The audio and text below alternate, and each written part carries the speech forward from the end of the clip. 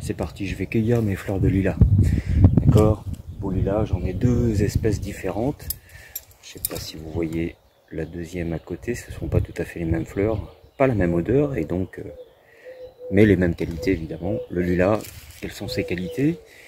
Eh bien, le lilas, c'est un calmant et un relaxant. Donc ça peut être intéressant. Boire une petite tisane avant d'aller au lit, ça va vous apaiser, vous calmer. Ça va gérer l'hypertension et du coup, c'est un anticoagulant. Ça permet au sang de mieux circuler dans le corps. Voilà, donc il y a plusieurs effets positifs à consommer du lilas. Vous pouvez choisir de le consommer frais, hein, une grappe comme ça que vous effleurez. Enlevez les fleurs parce que la tige est quand même dure et vous mettez les fleurs fraîches dans votre salade. Ça va donner du peps à la salade, ça va l'embellir. Vous pouvez aussi prendre la grappe directement après la cueillette, vous la passez sous l'eau évidemment pour enlever les poussières et puis les insectes. Et puis vous la mettez dans votre tasse d'eau bouillante et vous avez votre tisane directement du cueilleur au consommateur. Ou alors vous faites comme moi, je vais en cueillir beaucoup, les faire sécher, ensuite je vais couper les tiges, mais ensuite les grappes, et ensuite je vais séparer chaque fleur de la grappe pour avoir une tisane intéressante.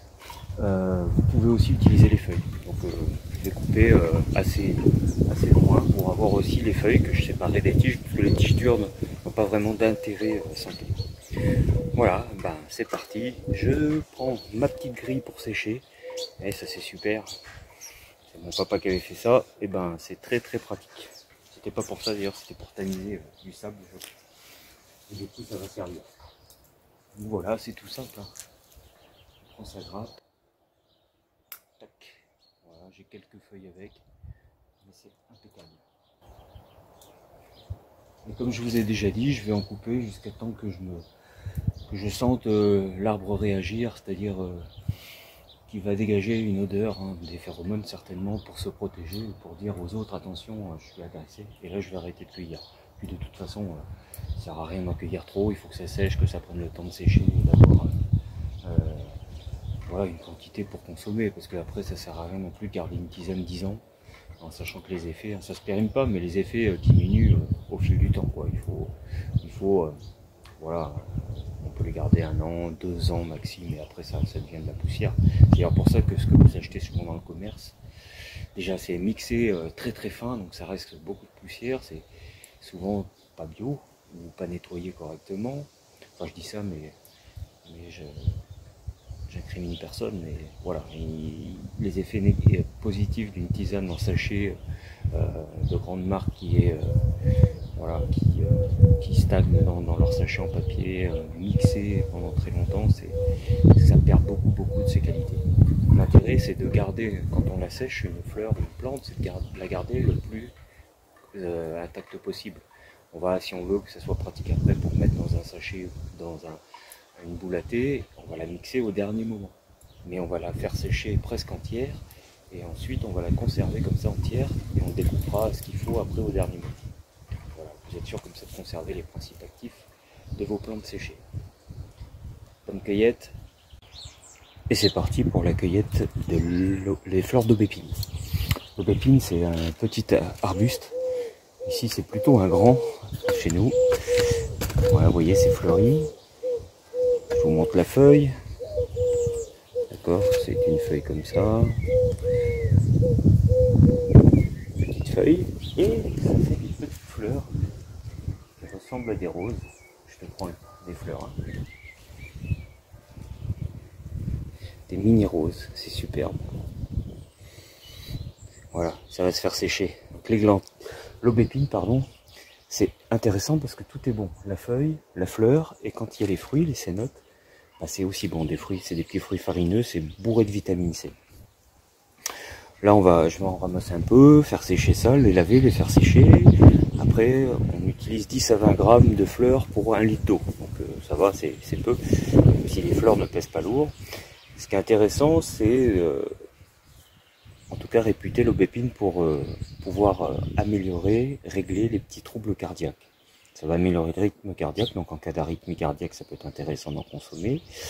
Ça va améliorer la pulsation cardiaque en cas d'insuffisance à ce niveau-là.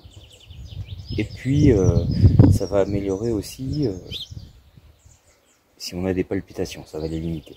Voilà, donc l'aubépine c'est intéressant pour ces 3 points au niveau cardiaque, mais c'est aussi utilisé en gargarisme, avec les fleurs séchées que vous faites en tisane, puis après vous gargarisez en cas de toux, ça va permettre de limiter la toux. Et puis c'est aussi une plante qui va apaiser, qui va relâcher, tranquille, qui va relâcher le corps. Voilà, tranquilliser. Donc on peut cueillir les feuilles, les fleurs, et puis à la saison, plutôt en octobre-novembre, ce seront les fruits. Les petits fruits rouges en olive, tout petits. Et ça se mange, il y a un gros noyau au centre.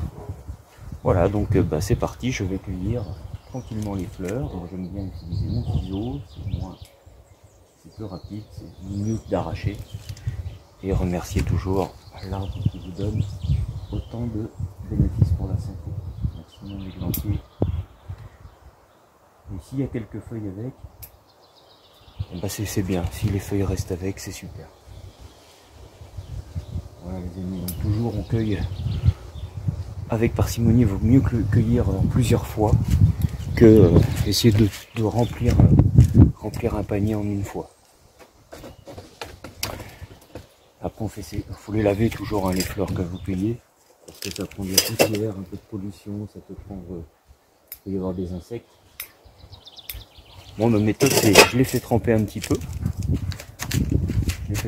et ensuite je les rince, comme ça je suis sûr que déjà je les laisse un petit peu, enfin je fais 3 choses. Déjà je les laisse un petit peu comme ça dans le panier. S'il y a des insectes qui ont besoin de fuir, ils vont fuir. Ils vont sentir que la fleur est coupée, ils vont partir. Et puis après je les fais tremper pendant le temps de faire autre chose, quoi, hein, histoire de bien faire tomber au fond du bac de trempage la poussière, tout ça. Peut-être encore quelques insectes qui vont pouvoir nager et puis s'en aller. Et après je les rince et après je les fais sécher à l'ombre. C'est du travail, mais au moins j'ai des fleurs propres. Si on voit par là, en tout cas, pas trop empoussiéré. Comme ça, on est un peu plus sûr de ce qu'on a lorsque l'on boit. Après, l'intérêt des tisanes, c'est qu'on fait bouillir l'eau, on les met dans l'eau bouillante et infusée, donc ça enlève aussi pas mal de, ça peut déjà tuer pas mal d'insectes, enfin, voilà ce qui reste, quoi, de larves, pourquoi pas, qui se fera. Voilà, bon c'est parti, hein.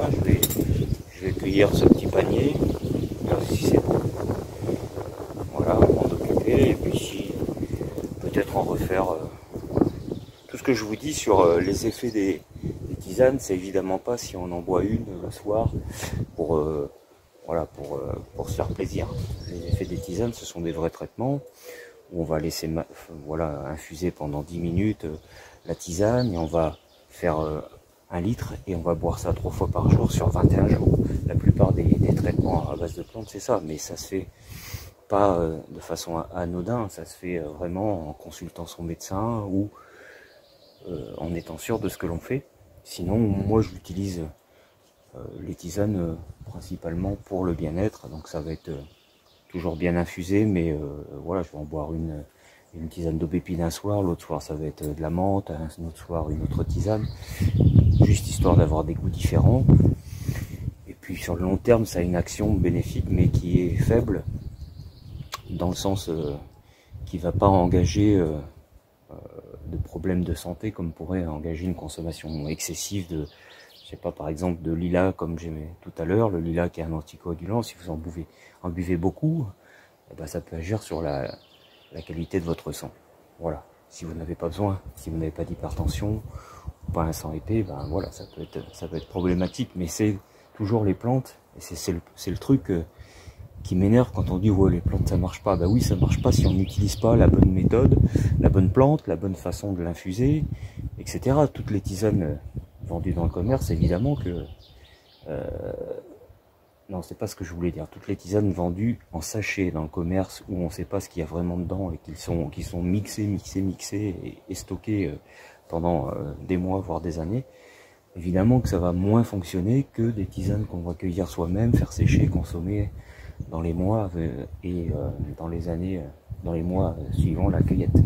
Et puis avec la bonne quantité, et puis sur une durée d'au moins 21 jours, voire plus, si c'est nécessaire. Mais bien sûr, tout ça, ça se fait pas comme ça. Il faut quand même un avis, soit du pharmacien, qui normalement les pharmaciens sont les derniers arboristes de France en tout cas, soit un avis d'un médecin. Un médecin qui s'est intéressé aux plantes. C'est pas toujours facile à trouver. Voilà. Donc les amis, pour votre plaisir, vous pouvez cueillir différentes plantes du jardin et puis vous faire des tisanes différentes chaque soir. Pour un traitement particulier, ben c'est un autre protocole à mettre en place, mais toujours avec un suivi de gens compétents. Je vous dis bonne cueillette, bonne santé, bon plaisir de découvrir toutes ces vertus de la nature. À très bientôt. Pensez à vous abonner. Toujours en bas de la vidéo, il y a le petit bouton abonner. Vous cliquez sur la petite cloche pour être averti des nouvelles vidéos régulières. Et si ça vous plaît, vous partagez avec vos amis si ça peut leur servir. Merci à vous. Merci. 100% de la forme, 100% de la santé.